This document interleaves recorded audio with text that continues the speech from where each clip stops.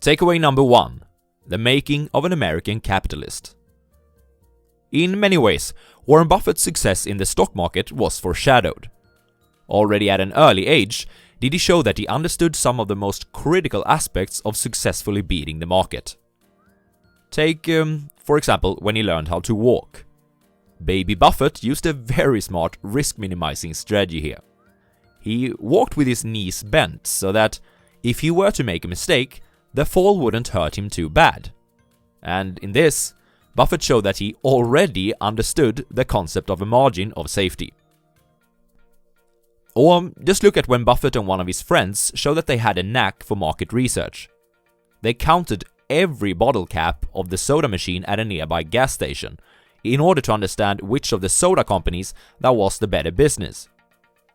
Perhaps this was the start of Buffett's love of Coke as a beverage, and perhaps it even foreshadowed his later purchase of the company's stock, which was the ultimate case of putting your money where your mouth is. At the age of 12, Warren Buffett was forced to leave his hometown of Omaha when his father, Howard Buffett, got a job as a congressman in Washington. Warren got very, very homesick. Already at this age, he showed a propensity towards holding on to things, something which turned out to be one of his most profitable characteristics, which we'll discuss in takeaway number 3. Anyhow, Warren Buffett began a type of mental warfare against his parents, and in a few weeks, he was allowed to move back to Omaha to live with his grandfather. And finally, just before Buffett was legally allowed to vote, he had his first real taste of the wonders of compound interest. He and one of his classmates were acquiring pinball machines, which they placed at local barber shops, splitting the profits with the barber. The more pinball machines they were able to acquire, the quicker they were racking up profits for even more pinball machines. Buffett had found his El Dorado. Money, which earns even more money. Takeaway number 2. The role models of an American capitalist. All who have achieved success within any field have had great people within that same field that they have idolized. For Buffett, within the field of investing, it comes down to primarily 3 persons. Benjamin Graham. At the age of 19, Buffett started to study at the Columbia Business School, where Benjamin Graham, the father of value investing, was a lecturer. Graham taught Buffett about many important concepts, such as the before-mentioned margin of safety, the ideas about Mr. Market, and those of intrinsic value. But most importantly, Graham taught Buffett about the need to adhere to an investment approach that is, first and foremost profitable, but that is also repeatable. Before Buffett met Graham, his investments had been all over the place.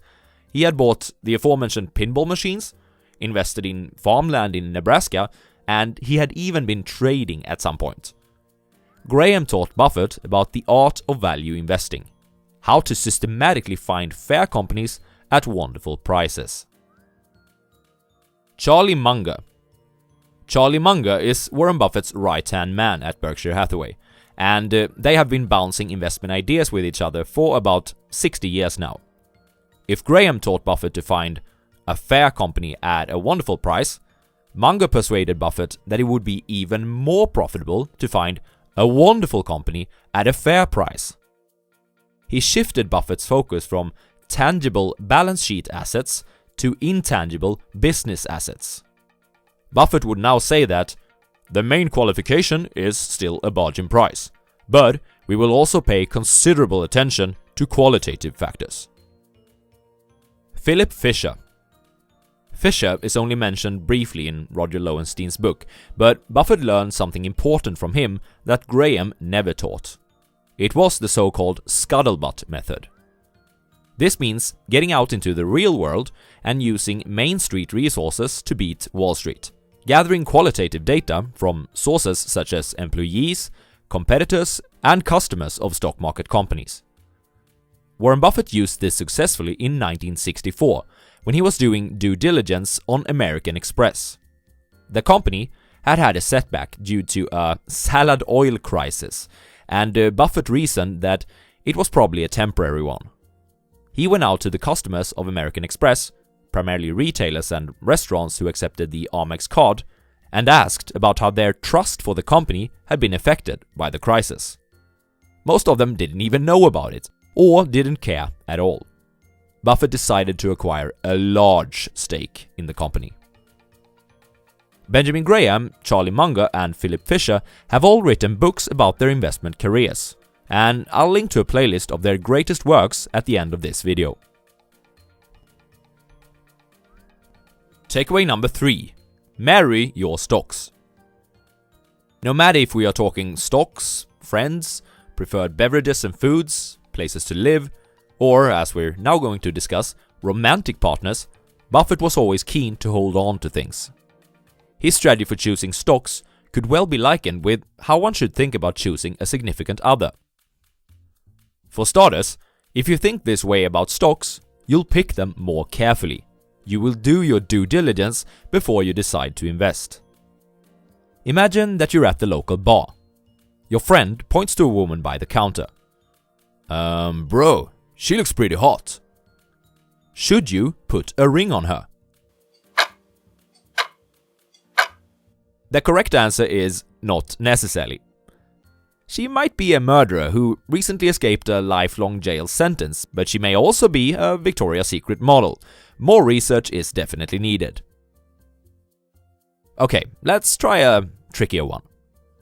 You're browsing the comment section of some YouTube channel about personal finance and investing. Someone says that a certain stock looks pretty hot right now. Should you invest in it? The correct answer is that it depends on the YouTube channel. Nah, just kidding. The answer is, again, not necessarily. The company may be a pyramid scheme, not talking about Tesla specifically here, by the way, and it may also be the next Apple. More research is needed. To give you a hunch about how informed you should be before making an investment, Buffett knew Coke's per capitas pretty much all around the world, and could dissect a can of Coke according to its financial ingredients, before he decided to buy the stock. Secondly, marrying your stocks has a tax advantage. In the US, holding on to stocks for the long term, which means more than a year, is significantly more favorable than trading them frequently. And the same, of course, holds true for marriages. Not only does it protect your psychological well-being, but it also protects your wallet. A divorce typically terminates more than 50% of your wealth in a single blow. And thirdly, although this applies only to people with a lot of capital, it may create special opportunities. Most entrepreneurs would prefer long-term owners of their businesses and may only be looking for capital from such investors. Much like being in it for the long run seems to be creating special opportunities within the field of romance and dating too.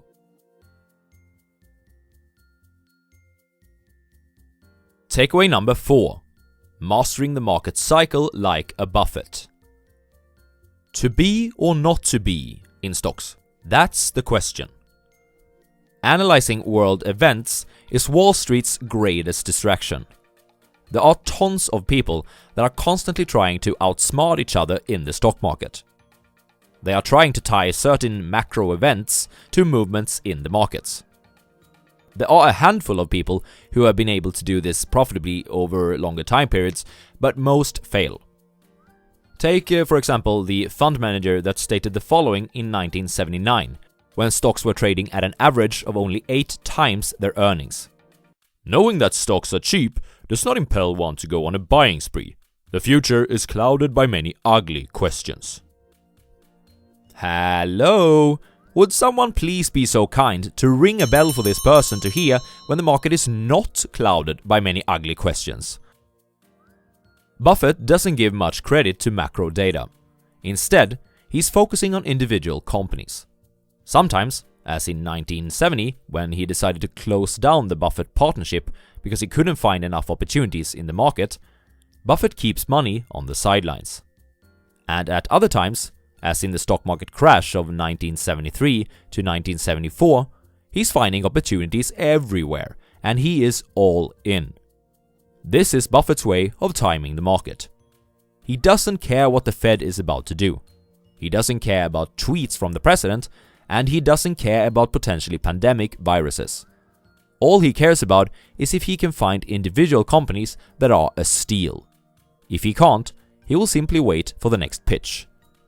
And when everyone else is falling asleep, you can be sure that he will strike.